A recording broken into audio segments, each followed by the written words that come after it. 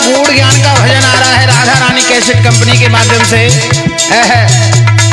हमारे संगीत को सजा रहे हैं हमारे जिगड़ी यार मोहन, पास में बैठे हैं विजय शास्त्री जी और रिंकू शास्त्री जी, और हमारे जगवीर भाई सो रहे हैं कि ऐसा कौन रोए है भगवान कसम नीतेश भैया कि ऐसा कौन रोए जन्मों माता तुए करवते, ऐसा कौन रोए जन्मों माता तुए करवते, ऐसा कौन रोए जन्मों माता तुए करवते। अरे दुई माता के जन्म लयो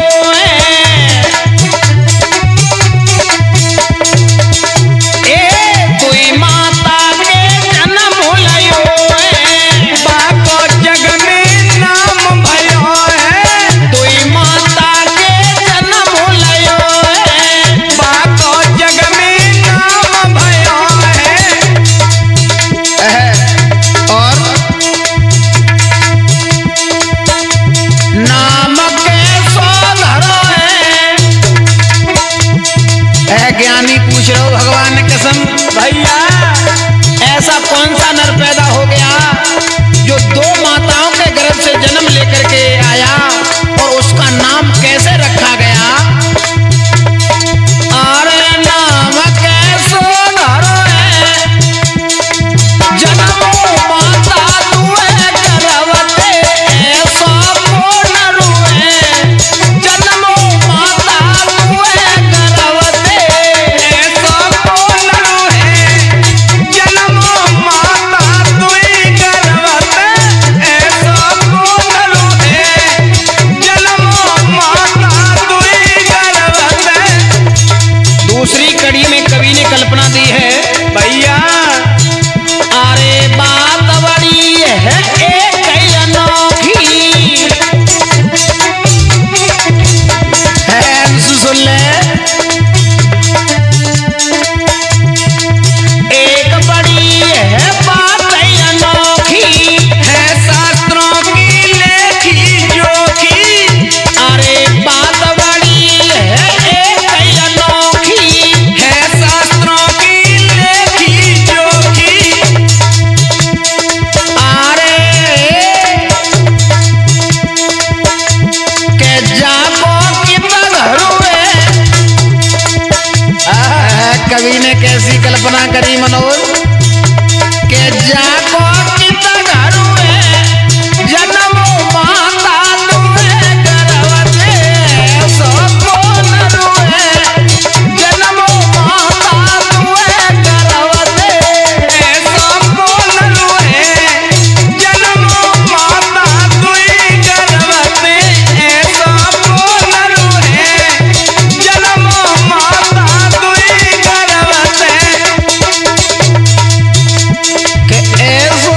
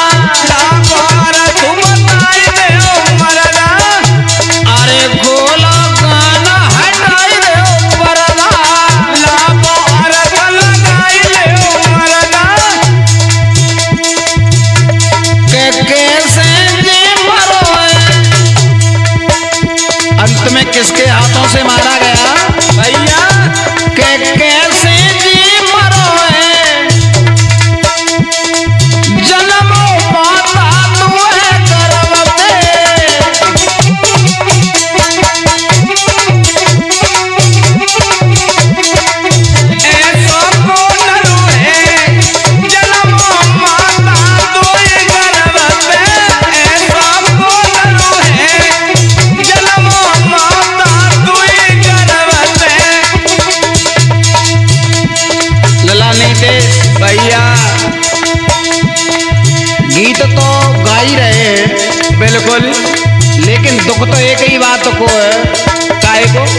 सुबह से संजा तक फोन उठाते उठाते सब दिन चलो जाते है।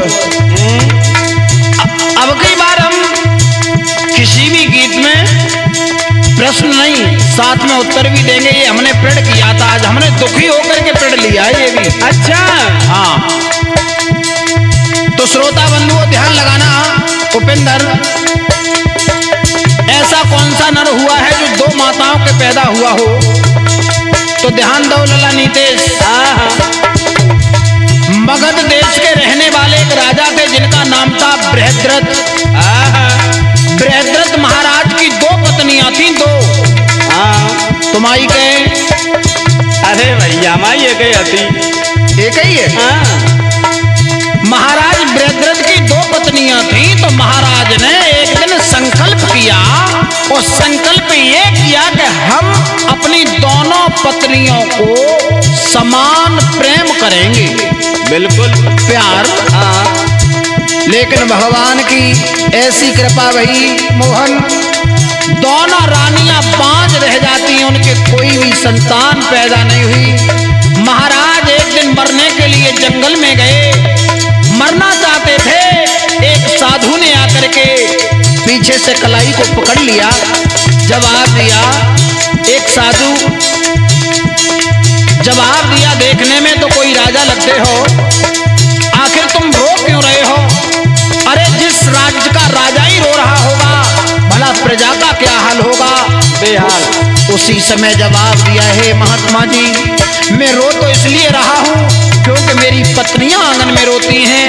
सारा हाल बताया तो साधु ने एक झोली से फल निकाल करके दिया। लल्ला फल। फल।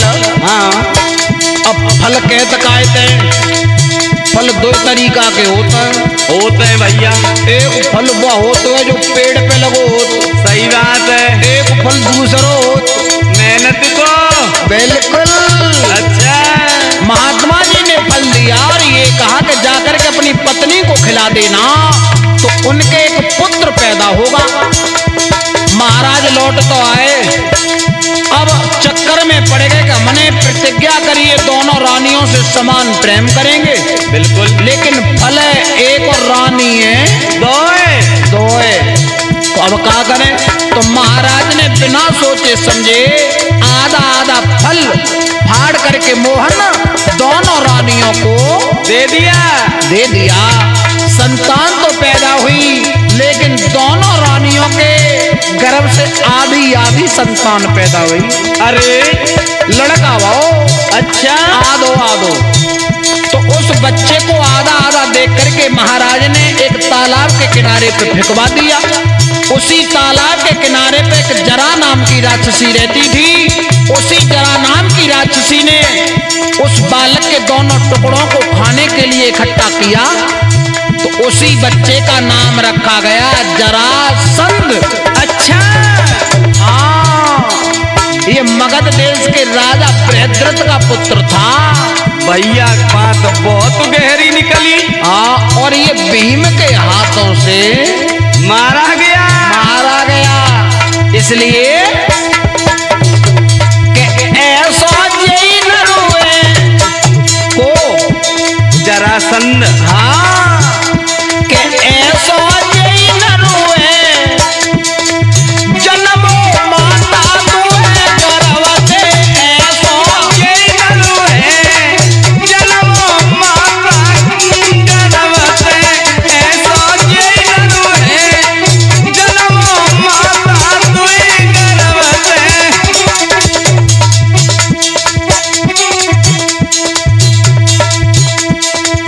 भैया इतने गीत लाए और तुम्हें जवाबी गीत में दृष्टांत जरूर याद आओ, लेकिन इस गीत में तुम्हें दृष्टांत याद ना आओ।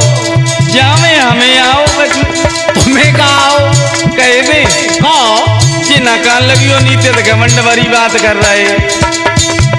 ये तो हम बार बार जितने भी हमारी ऑडियंस हमें सुन रही है, देख रही है, उन सभी को हाथ जोड़ करके हमारा निवेदन है, हमारे द्वारा या हमारे भाई के द्वारा गाने में, जाने में, अनजाने में कोई भूल चूक बन रही हो तो हमें क्षमा करिएगा। लेकिन नीतेश जी कहो, कह दे भैया आंसर तो तुमने लाए दो, और जो पहले गाना गाओ हो सकते कल या परसों में बाहू को चलो जाए हैं, और जो भी लाओगे तो आंसर तो देना ही देना है। इसलिए हमने एक बात सोची, कह दे दरिया तो दरिया होता है, वो नाई समुद्र होता है, शेर के बच्चा शेरा होई, मलरी के बंदर होता है, मलरी के बंदर होता है।